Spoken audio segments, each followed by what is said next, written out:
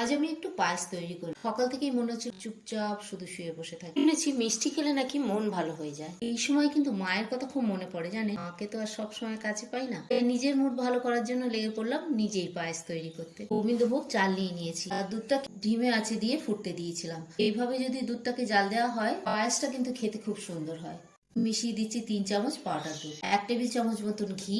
আগে কাজুটা দেবেন, একটু নাড়াচাড়া করে নিয়ে তারপর কিশমিশটা দেবেন। কাজু কিশমিশ তুলে নিয়ে ওই ঘিয়ের মধ্যেতেই আমি গোবিন্দভোগ চালটাকে দিয়ে হালকা একটু নাড়াচাড়া করে নিলাম। ওর মধ্যে চালটাকে দিয়ে দেবো, বাটার দিয়েও ভেজে নিতে পারেন, খেতে কিন্তু দারুণ টেস্টি। আমি সন্ধ্যে দিতে চাপা দিয়ে রেখে যাবো। চালটাও সেদ্ধ হয়ে গেছে, এখন আমি এর মধ্যে মিষ্টি অ্যাড করে দিচ্ছি। চালটা সেদ্ধ হবে, আপনারা চাইলে নুনটা স্কিপ করতে পারেন। পায়েস অলমোস্ট ক্যারামেল তৈরি করে নিচ্ছি।